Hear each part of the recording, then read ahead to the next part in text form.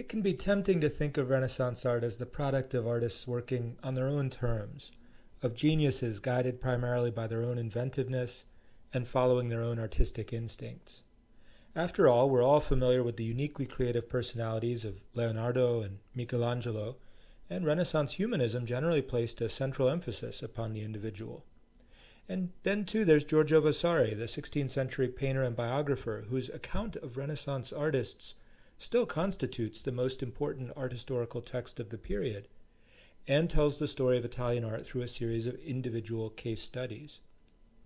In reality, though, it would be a real mistake to see the Renaissance solely in terms of personal expression or creative license.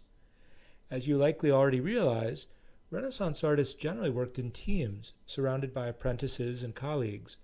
Frescoes and bronze sculptures were necessarily collaborative.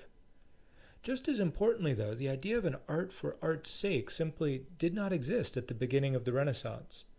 In the early 1500s, purely aesthetic appreciation would gradually emerge as a legitimate activity. But for most of the 1400s, artists worked for clients in response to specific requests or demands. Of course, those clients could be institutional in nature, and some artists worked repeatedly for churches, monasteries, or state governments. But many clients were individuals. We usually call them patrons, and we know quite a bit about them as a group. For the most part, they were men, although there were some famous exceptions, such as Isabella d'Este. Moreover, they were often powerful and wealthy figures, men of the church or political leaders.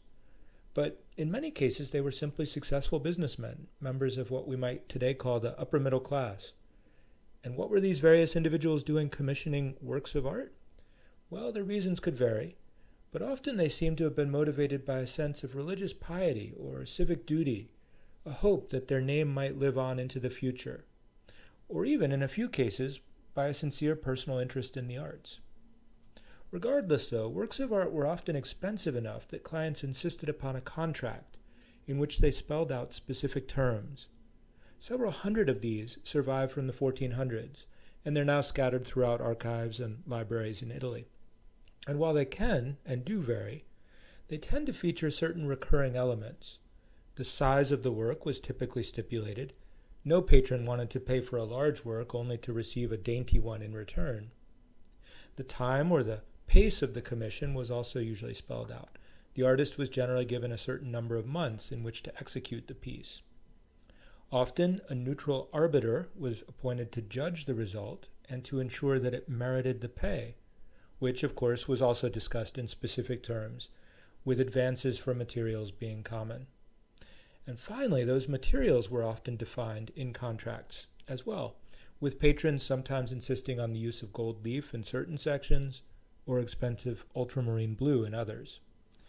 It's worth dwelling on that last observation a little longer, for in 1972, Michael Baxandall wrote a famous study of Renaissance art in which he devoted a chapter to what he saw as an important shift in Quattrocento contracts. As he points out, many contracts from the early 1400s insist that specific grades of ultramarine, which was a deep blue made from lapis lazuli and brought to Italy from Central Asia at great expense, be used for details such as the mantle worn by the Virgin Mary. We might be tempted to interpret this as a gesture of piety, but Baxandall argued that it was also motivated by a more worldly concern. Renaissance viewers, of course, knew the price of ultramarine, and they could also tell if a painter had used the pigment or a cheaper variant, and they could thus deduce as well whether the patron had spent generally or tried to save money. Insisting on a certain grade of the color could be then a face-saving device or a sort of conspicuous consumption. Interestingly, though, the contracts evolve, and by the later 1400s, there's less of an emphasis on the materials used. That's replaced, instead, with insistences that the work be done by the master himself. Why this change?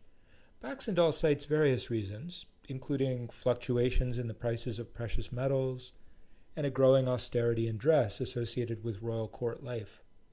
But he also points to a growing interest in the identity of the master artist. Why pay a significant sum for an altarpiece if the bulk of it was only going to be painted by apprentices? Through contracts, patrons could insist upon a particular level of workmanship, and they contributed in the process to the rising reputation of individual artists.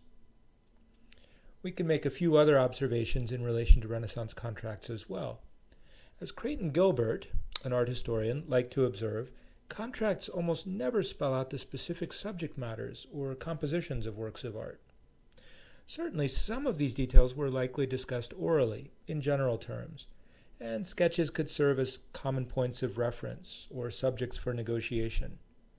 But in general, it seems that patrons were usually content to leave the specific choice of motifs up to the artists, who, in complicated cases, might have reached out to writers or court philosophers for advice, but who otherwise simply followed local customs or precedents, or came up with their own solutions, rather like graphic designers or architects working today.